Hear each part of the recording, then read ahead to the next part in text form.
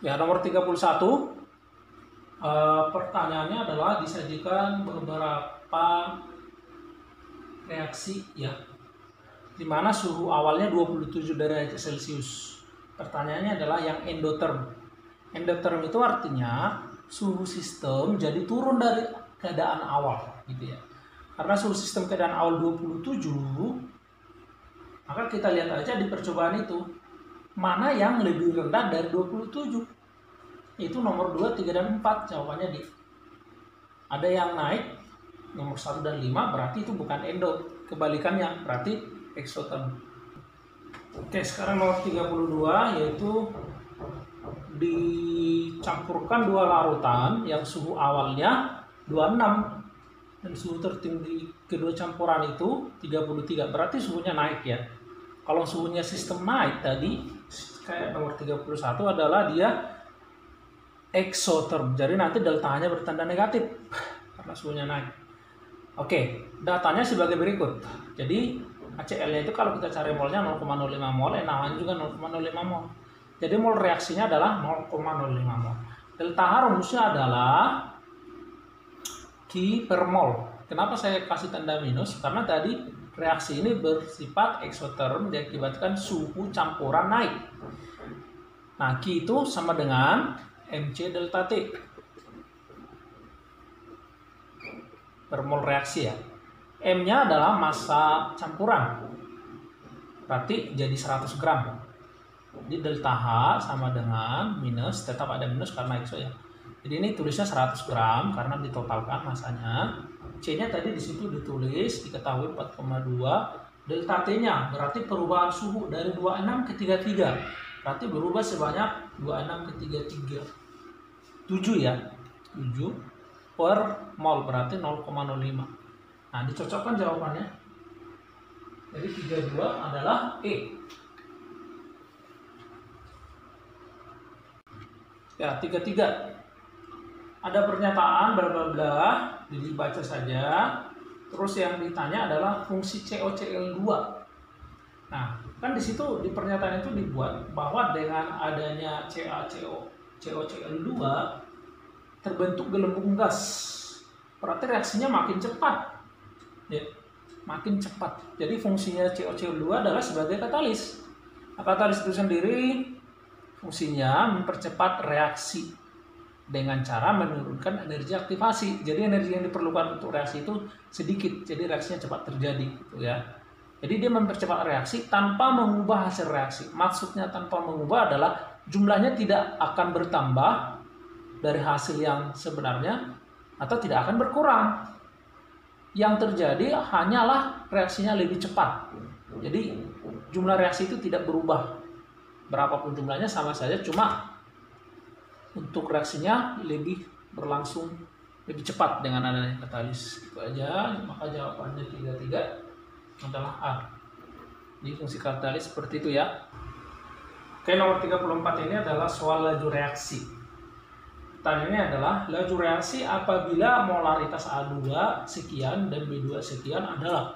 Maka kalau ditanya laju reaksi dengan adanya molaritas yang baru dari reaksi, yang kita lakukan adalah cari persamaan orde-nya dulu dan cari K-nya, setelah itu masukkan ke persamaan. Jadi pertama kali yang saya buat adalah buat persamaan laju reaksinya dulu ya. Jadi reaksinya kan A2 dan B2. Jadi V sama dengan K, konsentrasi A2 pangkat X, ini orde yang saya misalkan X, kali konsentrasi B2 pangkat Y. Nah, untuk mencari X, orde X, kita ambil data 1 dan 2. Kenapa? Karena di B-nya itu B2-nya sama. Nah, karena B2-nya sama nggak usah ditulis lagi ya. K-nya kan juga pasti sama untuk semua reaksi, jadi nggak usah ditulis, saya langsung hasilnya aja nih. Jadi ini adalah data di 1 dan data di 2 untuk X. Ini data 1 untuk X, ini data 2 untuk X. Jadi berdasarkan perhitungan X-nya 0 ya. Maka untuk mencari Y, saya akan ambil data di mana si X ini sama. Jadi X-nya di sini nggak kelihatan lagi karena nanti akan tewas. K juga enggak.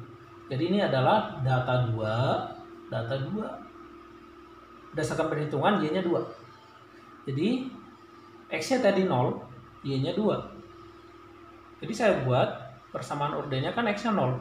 Kalau 0 berarti nggak usah ditulis. Karena apapun zat yang berpangkat 0 sama dengan 1 kan. Jadi V sama dengan K B2 kuadrat. Jadi pertama selanjutnya saya cari K dulu ya. Saya pakai data 1. Terserah kalian mau pakai data berapa, nanti hasilnya juga sama segini. Saya tinggal masukkan ke persamaan yang sudah saya dapat dari perhitungan awal. Jadi kan di data 1 V-nya itu kan segini nih. Nah, di data 1 B2-nya kan segini. Jangan lupa pangkat 2 karena kita dapat dari perhitungan nih. Jadi K-nya saya dapat berdasarkan perhitungan 125 nih. Nah, jadi K-nya sudah saya dapat. Maka sekarang saya akan bisa menjawab pertanyaannya. Pertanyaannya kan ini nih. Berapa V-nya, berapa lajunya jika konsentrasi A dibuat segini, konsentrasi B2 dibuat segini. Nah, sebenarnya konsentrasi A itu diubah berapapun nggak berpengaruh ya. Karena A-nya tadi berpangkat 0, jadi nggak dipakai memang A-nya. Jadi kita langsung fokus saja, langsung ke masukkan B2 saja, berdasarkan persamaan yang kita dapat. V sama dengan K B2 kuadrat. K-nya tadi udah dapat di atas, 125. B2-nya yang dia mau 5 kali 10 min 2. Ya tinggal dikalikan sendiri dong. Jadi jawabnya adalah segini, berdasarkan perhitungan. Maka opsinya adalah D.